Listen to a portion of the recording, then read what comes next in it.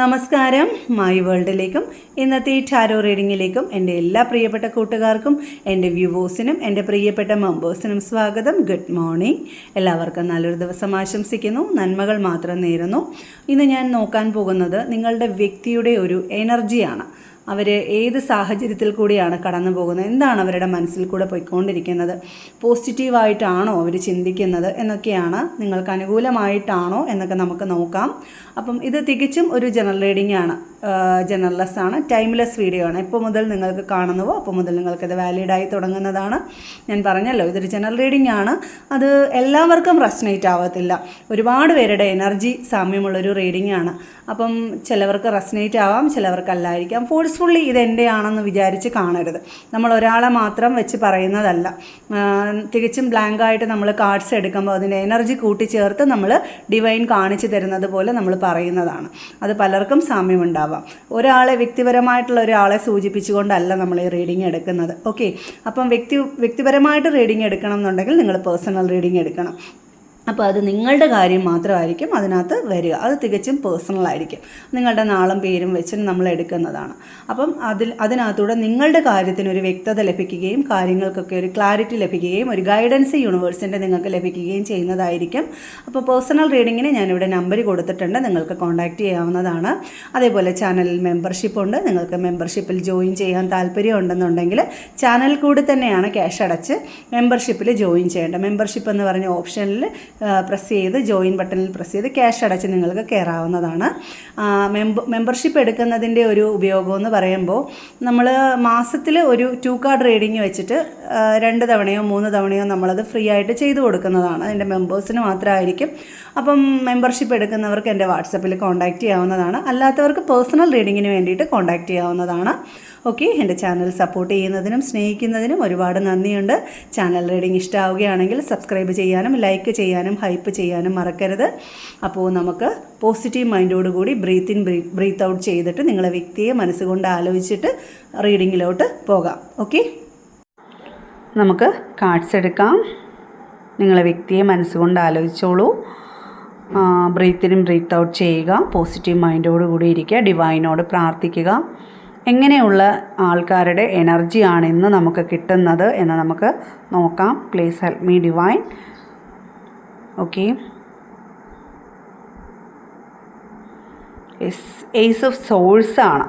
Source എന്ന് പറയുമ്പോൾ ബുദ്ധിയെ സൂചിപ്പിക്കുന്നു. എയർ എലമെൻറ്റ്, ബുദ്ധിപരമായിട്ടുള്ള കാര്യങ്ങൾ, ക്ലാരിറ്റി, അതൊക്കെയാണ് നിങ്ങളുടെ വ്യക്തിയുടെ ആ ഒരു മുഖമുദ്ര എന്ന് പറയുന്നത്. എല്ലാ കാര്യത്തിനും വളരെ വ്യക്തത വേണം. ആ വ്യക്തമായിട്ടുള്ള കാര്യങ്ങൾ അറിഞ്ഞാലേ അവർ മുന്നോട്ട് പോകത്തുള്ളൂ. അവരുടെ കാര്യത്തിനായാലും വ്യക്തത വേണം.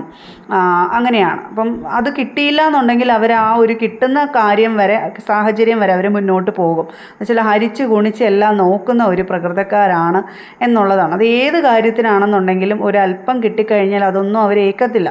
അവർ ആ ഒരു അങ്ങ് അറ്റം കിട്ടുന്നത് വരെ അവർ പോകും. എന്നാലേ അവർ അടങ്ങത്തുള്ളൂ. അപ്പോൾ ഇപ്പം നിങ്ങളുടെ വ്യക്തി എന്ന് പറയുമ്പോൾ 2 ഓഫ് സോഴ്സ് ആണ്. അതും എനിക്ക് സോഴ്സിൻ്റെ എനർജിയാണ് കിട്ടുന്നത്. കണ്ണ് കെട്ടിയ ഒരവസ്ഥയിലിരിക്കുകയാണ്. അങ്ങോട്ടും പോകാൻ വയ്യ, ഇങ്ങോട്ടും പോകാൻ വയ്യ. പക്ഷേ അവർ വേറെ ഏതോ ഒരു ഓപ്ഷൻ അവർക്കുണ്ട് എന്നുള്ളതാണ്. അതിനകത്തോട്ട് പോകണോ അതല്ല ഇവിടെ തന്നെ നിൽക്കണോ എന്നുള്ളൊരു രീതിയിലാണ്. ക്ലാരിറ്റി ഇല്ല ഒന്നും. ഏത് ചൂസ് ചെയ്യണമെന്ന് അറിയാൻ വയ്യ, എന്ത് തീരുമാനം എടുക്കണമെന്ന് അറിയാൻ വയ്യ, ചിന്തിക്കാനും വയ്യ. ഇപ്പം ചിന്തിക്കുന്നതായിരിക്കത്തില്ല, പിന്നെ വ്യക്തതയില്ല. മൊത്തത്തിൽ സോഴ്സ് അടഞ്ഞിരിക്കുന്ന ഒരു സാഹചര്യമായിട്ടാണ് എനിക്ക് നിങ്ങളുടെ വ്യക്തി.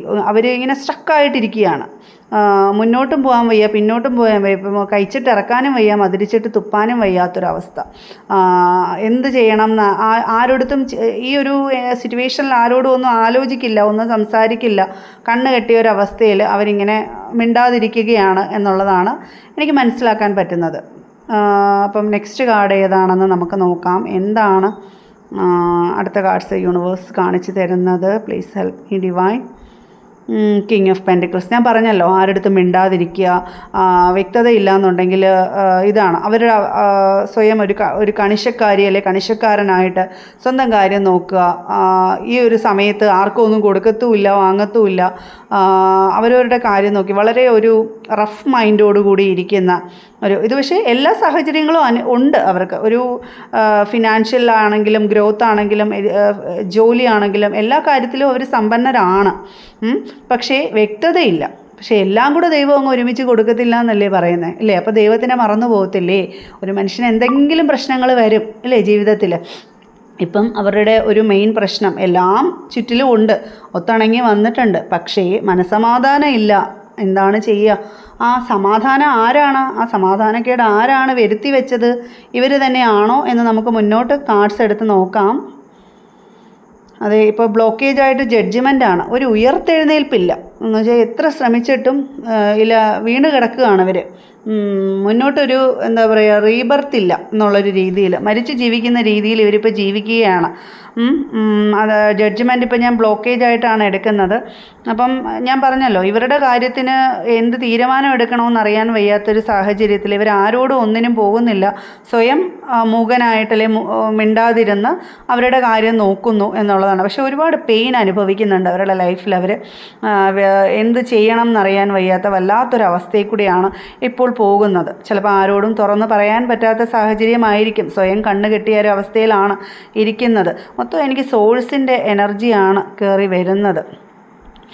അതെ, അവർ കാത്തിരിക്കുകയാണ്, വെയിറ്റിംഗ് അല്ല. 7 ഓഫ് പെൻഡിക്കിൾസ് എന്ന് പറയുമ്പോൾ ഫിനാൻസിൻ്റെ ഒരു കാർഡാണെങ്കിൽ നമ്മളിപ്പോൾ റിലേഷൻഷിപ്പിൽ ഇതൊരു എന്തിനോ വേണ്ടി, ഒരു കാത്തിരിപ്പിന് വേണ്ടി, ഒരു പക്ഷേ നല്ലതിന് വേണ്ടിയിട്ടായിരിക്കാം, അല്ലെങ്കിൽ ചിലപ്പോൾ അവർ ഉദ്ദേശിക്കുന്ന കാര്യങ്ങൾ നടക്കാൻ വേണ്ടിയിട്ടായിരിക്കാം അവർ വെയിറ്റ് ചെയ്യുന്നത്. ക്ഷമയോടെ അവർ കാത്തിരിക്കുന്നുണ്ട്. ഒരുപാട് പെയിനിൽ കൂടിയാണ്, ഒരു വേദനയിൽ കൂടിയാണ് അവർ കടന്നു പോയിക്കൊണ്ടിരിക്കുന്നത് എന്നുള്ളതാണ് എനിക്ക് മനസ്സിലാക്കാനായിട്ട് സാധിക്കുന്നത്. ഡിവൈൻ കാണിച്ചത് അങ്ങനെ ചിലവരുടെ എനർജിയാണ് ഇതിനകത്തൂടെ പൊയ്ക്കൊണ്ടിരിക്കുന്നത്. അപ്പം ഏത് സാഹചര്യമാണെന്ന് നമുക്ക് നെക്സ്റ്റ് കാർഡ് എടുത്ത് നോക്കാം. 7 ഓഫ് പെൻഡിക്കിൾസിൻ്റെ എനർജി. ഇപ്പം ഒരു പ്രശ്നങ്ങളൊക്കെ സോൾവ് ആകും എന്നുള്ളൊരു പ്രതീക്ഷ. ഞാൻ പറഞ്ഞല്ലോ, ഇപ്പം ജഡ്ജ്മെൻ്റാണ് ബ്ലോക്കേജായിട്ട് വന്നേക്കുന്നത്. അപ്പോൾ ഒരു ഉയർത്തെഴുന്നേൽപ്പാണ് അവർ ആഗ്രഹിക്കുന്നത്. എല്ലാം പോസിറ്റീവായിട്ട് വരും എന്നുള്ളൊരു കാത്തിരിപ്പ്, അതാണിപ്പോൾ അവരെ മുന്നോട്ട് നയിക്കുന്നത് എന്നുള്ളതാണ് എനിക്ക് മനസ്സിലാക്കാനായിട്ട് സാധിക്കുന്നത്. അതെ, ഫാമിലി 10 ഓഫ് കപ്സ്. കപ്പ് എന്ന് പറയുമ്പോൾ സ്നേഹത്തെ സൂചിപ്പിക്കുന്നു. ഫാമിലിയുമായിട്ടുള്ളൊരു ഒത്തുചേരലിന് വേണ്ടിയിട്ടാണ് അവർ ആഗ്രഹിക്കുന്നത് എന്ന് ഞാൻ മനസ്സിലാക്കുന്നു. കാരണം ഫാമിലി ലൈഫിൽ നടക്കുന്ന ചിലവരുടെ എനർജിയാണ് ഇതിനകത്തൂടെ കടന്നു പോയിക്കൊണ്ടിരിക്കുന്നത്. ഫാമിലിയിൽ ക്ലാരിറ്റി ഇല്ല, പരസ്പരം തെറ്റിദ്ധാരണ, വഴക്ക്, അവർ തന്നെ ഹാർഡായിട്ട് പെരുമാറുന്നു. അവർ തന്നെ ആയിരിക്കാം ചിലപ്പോൾ തെറ്റ് ചെയ്തത്, എന്നിട്ട് അവർ തന്നെ അത് പുറത്ത് കാണിക്കാതിരിക്കാനായിരിക്കാം സ്വയം വേദനിച്ചുകൊണ്ട് വളരെ ഹാർഡായിട്ട് പെരുമാറുന്നത്. ഏസ് ഓഫ് പെൻഡിക്കിൾസ് ഫിനാൻസിൻ്റെ കാർഡാണ്. എങ്കിലും ഈ ഒരു റിലേഷനെ തട്ടിച്ച് നോക്കാൻ നേരത്ത് ഇപ്പോൾ അവർക്ക് ഒരു നല്ലൊരു സമയമല്ല എന്നുള്ളതാണ് എനിക്ക് മനസ്സിലാക്കാനായിട്ട് സാധിക്കുന്നത്. വളരെ ഡിപ്രസ്ഡ് ആണ്. മൂൺ കാർഡെന്ന് പറയുമ്പോൾ മേജർ ആർക്കാന കാർഡാണ്. ഇതൊക്കെ ഒരു ആത്മീയ യാത്രയാണ്. ഇപ്പോൾ ഇത് ചിലപ്പോൾ അനുഭവിക്കേണ്ട സാഹചര്യമായിരിക്കാം. തെറ്റ് ചെയ്തിട്ടുണ്ടെങ്കിൽ അത് ചിലപ്പം പല രൂപത്തിൽ നമ്മൾ അനുഭവിക്കാം. അപ്പോൾ നല്ല പ്രവൃത്തി ചെയ്താൽ നമുക്ക് നല്ലത് വരും. നമ്മളിപ്പോൾ അറിഞ്ഞുകൊണ്ട് എന്തെങ്കിലും ഒരു തെറ്റ് ചെയ്താൽ ചിലപ്പോൾ അത് പല രൂപത്തിൽ നമുക്കത് തിരിച്ചു കിട്ടും. ഇപ്പം പക്ഷേ വളരെ മോശം അവസ്ഥയിലൂടെയാണ് ഇപ്പോൾ അവർ കടന്ന് പോയിക്കൊണ്ടിരിക്കുന്നത് എന്നുള്ളതാണ്. മൂൺ കാർഡ് എന്നൊക്കെ പറയുമ്പോൾ ഇപ്പം ഏസ് ഓഫ് പെൻഡിക്കിൾസ് ബ്ലോക്കേജ് ആയിട്ടാണ് വന്നേക്കുന്നത്. മൂൺ കാർഡാണ് ഇപ്പോൾ കറണ്ട് നിൽക്കുന്നത്. അപ്പം ഒരു എന്താ പറയുക, മൂൺ കാർഡൊക്കെ വരുവാണെന്നുണ്ടെങ്കിൽ മെൻ്റൽ ഡിസോർഡർ എന്നൊക്കെ വേണമെന്നുണ്ടെങ്കിൽ പറയാം. ഉറക്കമില്ല, സമാധാനമില്ല, ഫാമിലി എതിരായിട്ടാണ് നിൽക്കുന്നത് എന്നാണ് മനസ്സിലാക്കാനായിട്ട് സാധിക്കുന്നത്. എന്തുകൊണ്ടാണ് അതങ്ങനെ വന്നത്? ഇതിപ്പം 7 ഓഫ് വാൺസ്. നെക്സ്റ്റ് ഒരു കാർഡൂടെ നമുക്ക് നോക്കാം. എന്താണ് ഇവിടെ problem? Family. King of source. വീണ്ടും സോഴ്സിൻ്റെ എനർജിയാണ്, കറണ്ട് എനർജി തന്നെ. 7 ഓഫ് കപ്സ് ആണ് വന്നിരിക്കുന്നത്. അപ്പം എനിക്ക് കൂട്ടി വായിക്കാൻ പറ്റുന്നത് ഈ ഫാമിലി ഇവർക്കെതിരാണ്. King of source. ഇവർ സ്വയം അവർക്കെതിരായിട്ട് ഫൈറ്റ് ചെയ്യുന്നുണ്ട്. അവിടെ ആ ഒരു ഫാമിലിക്കകത്തുനിന്നും ഇവരെല്ലാവരും ഒറ്റപ്പെടുത്തുന്നുണ്ട്, ശക്തമായിട്ട് എതിര് നിൽക്കുന്നുണ്ട്. ഇവിടെ വൈകാരികമായിട്ടുള്ള സ്നേഹബന്ധത്തിനൊന്നും ഒരു വിലയില്ല. മൊത്തത്തിൽ എല്ലാവരും സ്വന്തം കാര്യങ്ങൾ നോക്കി നിൽക്കുന്നു.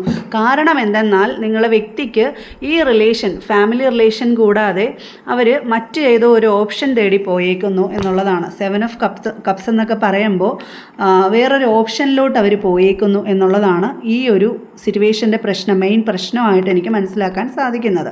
അപ്പം അതിന് വേണ്ടിയിട്ട് അവർ ഈ ഒരു സാഹചര്യം മറികടക്കാൻ വേണ്ടി ഒരുപാട് അവർ സ്ട്രഗിൾ ചെയ്യുന്നുണ്ട്, പരിശ്രമിക്കുന്നുണ്ട് അടുത്ത ഘട്ടത്തിലോട്ട് പോകാൻ വേണ്ടി. 7 ഓഫ് വാൺസ് അതാണ് സൂചിപ്പിക്കുന്നത്. അപ്പം അതുകൊണ്ട് തന്നെ എല്ലാവരും ഇവർക്കെതിരെ ഈ ഒരു വ്യക്തിക്കെതിരെ തിരിഞ്ഞു നിൽക്കുകയാണ്. അങ്ങോട്ടും ഇങ്ങോട്ടും തെറ്റിദ്ധാരണ, വഴക്ക്, പടവെട്ടുകയാണ്, പരസ്പരം പടവെട്ടുകയാണ് എന്നുള്ളതാണ്.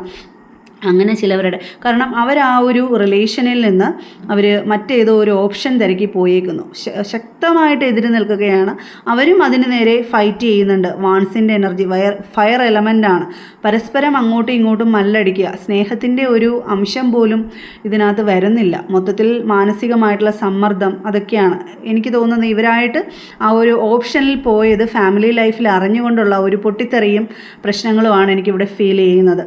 അവരതിനു വേണ്ടി അഹോരാത്രം പണിപ്പെടുന്നുണ്ട്. പക്ഷേ അവർക്ക് ഫാമിലി ലൈഫ് വേണം. അതിനുവേണ്ടി അവർ തിരിച്ചു പിടിക്കാൻ വേണ്ടി അവർ വെയിറ്റ് ചെയ്യുന്നുണ്ട്. ചിലപ്പോൾ അങ്ങനെ ഒരു ഓപ്ഷനിലോട്ട് പോയത് അവരുടെ ഒരു മിസ്റ്റേക്ക് തന്നെ ആയിരിക്കാം. അതിലവർ ഖേദിക്കുന്നുണ്ട്.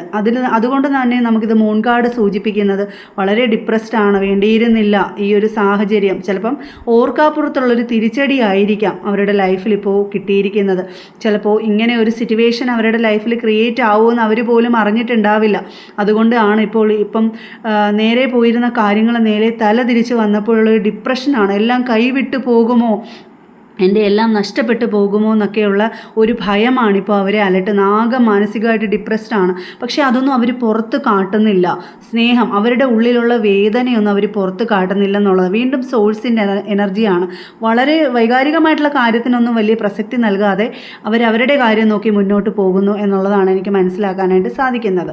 പക്ഷേ അവരുടെ ഉള്ളിൽ വേദനയുണ്ടെന്ന് എനിക്ക് മനസ്സിലാക്കാൻ സാധിക്കുന്നു. അവരുടെ ഫാമിലി അവർക്ക് കൈവിട്ട് പോകുമോ എന്നുള്ളൊരു ഡിപ്രഷനാണ്. കാരണം അത്രയ്ക്ക് മൊത്തം എനിക്കിതിനകത്ത് സോഴ്സിൻ്റെ എനർജിയാണ്. അവർ ഫാമിലിക്ക് പ്രാധാന്യം കൊടുക്കുന്നുണ്ട്. പക്ഷേ 5 ഓഫ് വാൺസ് ആണ്. എല്ലാവരും അവരെ ഒറ്റപ്പെടുത്തി നിൽക്കുന്നുണ്ട്. അവർക്ക് ഒരു മിസ്റ്റേക്ക് പറ്റിപ്പോയി അതിനകത്ത്. പക്ഷേ അവരെ അത് മനസ്സിലാക്കുന്നില്ല. അവരുടെ അടുത്ത് അത് തന്മയത്തോടുകൂടി സംസാരിക്കാനായിട്ടും ശ്രമിക്കുന്നില്ല. അവരെ ഒറ്റപ്പെടുത്താനായിട്ട് നോക്കുന്നു എന്നുള്ളതാണ് എനിക്ക് ബോട്ടമായിട്ട് കിട്ടുന്നത്. നൈറ്റ് ഓഫ് സോൾസ് ആണ്. അവർക്ക് അതിൽ നിന്നെല്ലാം ശക്തമായിട്ട് വെളിയിൽ വരണമെന്ന് ആഗ്രഹമുണ്ട്. വളരെ സിൻസിയറായിട്ട് ആഗ്രഹിക്കുന്നു. ശക്തമായിട്ട് ഇതിൽ നിന്നെല്ലാം വെളിയിൽ വരും. ഫാമിലിയുമായിട്ടൊരു സഫലീകരണമാണ് അവർ ആഗ്രഹിക്കുന്നത്. അവർക്ക് അങ്ങനെ ഒരു മിസ്റ്റേക്ക് പറ്റിപ്പോയി. അതിനുവേണ്ടി അവർ 100% ആത്മാർത്ഥമായിട്ട് പരിശ്രമിക്കുന്നു എന്ന് എനിക്ക് ഈ ഒരു കാർഡ്സ് സ്നേഹം നിഷേധിച്ച് മാറിയിരിക്കുന്ന ഒരു സാഹചര്യമാണ്. സ്നേഹം വെച്ച് നീട്ടുന്നുണ്ട്, എന്നാലും അവരത് തട്ടി നീക്കി മാറിയിരിക്കട്ടെ. ആ ഒരു കാര്യത്തിൽ ഓർക്കാപ്പുറത്തുള്ളൊരു തിരിച്ചടിയായിരുന്നു അവരുടെ ലൈഫിൽ ടവർ സിറ്റുവേഷൻ സൂചിപ്പിക്കുന്നത്. പക്ഷേ പേജ് ഓഫ് വാൺസ് പറയുന്നത് അവരതിൽ നിന്നെല്ലാം തിരിച്ച് കയറും എന്ന് തന്നെയാണ്. ഒരിക്കലും അവർക്ക് ഫാമിലിയെ കൈവിടാൻ പറ്റത്തില്ല. അതുകൊണ്ട് തന്നെയാണ് ആ ഒരു 10 ഓഫ് പെൻഡിക്കിൾസ് അവിടെ വന്നത്. തീർച്ചയായും അവരതിൽ നിന്നെല്ലാം റിക്കവർ ആവാനും പുറത്ത് വരാനായിട്ടും ശ്രമിക്കുന്നുണ്ട്. അവർക്ക് ഫാമിലിയെ ഒരിക്കലും വിട്ടുകളയാൻ പറ്റത്തില്ല. ഒരിക്കലും ഇങ്ങനൊരു സിറ്റുവേഷൻ ക്രിയേറ്റ് ആവുമെന്ന് അവരൊരിക്കലും വിചാരിച്ചിരുന്നില്ല. ഓർക്കാപ്പുറത്തുള്ളൊരു തിരിച്ചടിയായിരുന്നു ഇവരുടെ ലൈഫിൽ. തീർച്ചയായും ഈ ഒരു റീഡിങ്ങിലുകൊണ്ട് എനിക്ക് മനസ്സിലാക്കാൻ പറ്റുന്നത് അവർ ഫാമിലിയെ ഒരിക്കലും കൈവിടില്ല എന്ന് തന്നെയാണ്. അപ്പോൾ ഫാമിലിക്കുള്ള ഒരു സ്ട്രോങ് ബോണ്ടിങ്ങിന് വേണ്ടിയിട്ടും റിയൂണിയന് വേണ്ടിയിട്ടും ഹാപ്പിനെസ്സിന് വേണ്ടിയിട്ടും നിങ്ങൾ ഡിവൈനോട് പ്രാർത്ഥിക്കുക. അപ്പോൾ ഇത് ഫോഴ്സ്ഫുള്ളി റെസനേറ്റ് ചെയ്യിപ്പിക്കരുത്. ഇതിലെ പോസിറ്റിവിറ്റി നിങ്ങൾ ക്ലെയിം ചെയ്യുക. മറ്റൊരു റീഡിങ്ങുമായിട്ട് നാളെ കാണാം.